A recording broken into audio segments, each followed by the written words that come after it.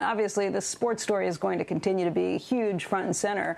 But really this weekend, it was the actions of President Trump. He took the controversial step over the weekend of signing executive orders in an attempt to provide economic relief to Americans, circumventing Congress and raising many questions. In fact, Eamon Javers is here. He joins us with more on this. And Eamon, there are so many questions on this. I was actually on the phone with the producers yesterday, begging to have you on this morning to walk us through this, because even after going through hours of kind of trying to figure out what was happening, I have to say I'm still confused. Yeah, look, it is confusing. And the reason, Becky, it's confusing is because the president really only has limited authority here. Without legislation from Congress, there's not that much he can do, and he's right up to the edge here in taking all these actions. In fact, we've heard Democrats complain over the weekend that what the president signed at his Bedminster golf club on Saturday was actually over the line and illegal and unconstitutional.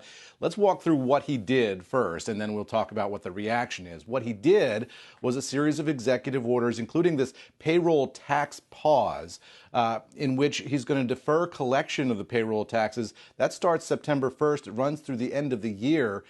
But people would have to pay the payroll taxes at the end of the deferral period if the law is not changed. And it doesn't look like the law is going to be changed, at least under this congressional layout right now. So the president is simply hoping here that there'll be a new Congress, he'll be reelected, and he'll be able to pass a law making that deferral permanent. But for employers and employees trying to figure that all out, which way do you bet on that is a real open question.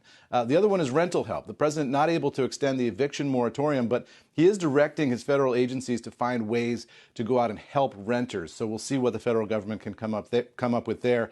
And then on the unemployment insurance, it's $400 in bonus unemployment. Remember, that would replace the $600 a week that people have been getting under the CARES Act. This is money coming from the Homeland Security's disaster relief fund.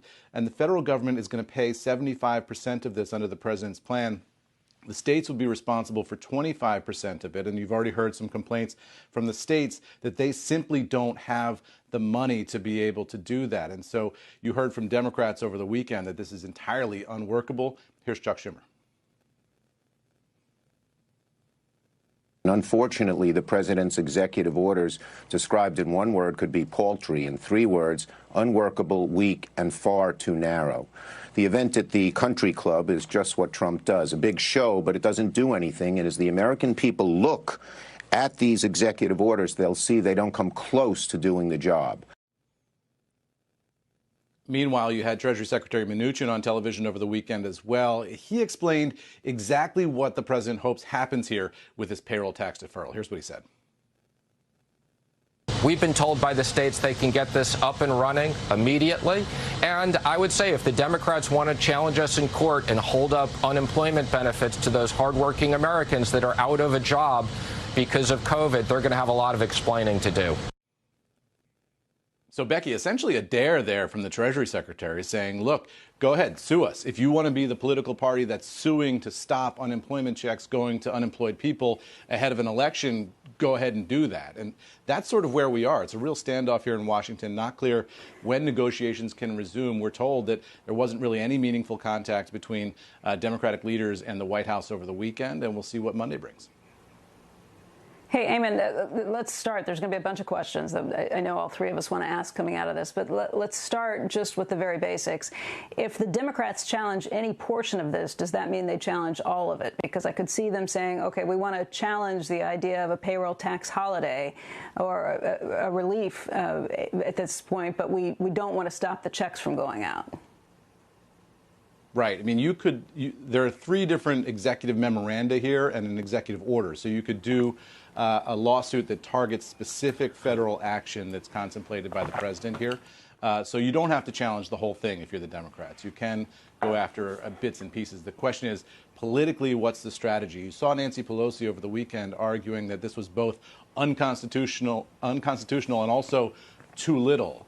If it's unconstitutional, then the Democrats really are putting themselves in a position where they sort of morally or righteously would need to sue to block it. But also, if it does provide any little bit of help, they don't want to be in a position of being the ones to take that away. We keep saying it's $400 in unemployment. It's really $300 that's coming from the federal government, and then they're saying the states could go ahead and pick up an extra $100. But we should probably recharacterize it as $300 coming from the federal government. Yeah, it's $300 from the federal government, and the states would pay $100. And you already heard a lot of governors around the country saying, whoa, wait a second. Our budgets have been so badly hit that we can't even pay for the services that we're providing right now, let alone an additional unemployment benefit. That's simply not possible. We're not going to be able to do it.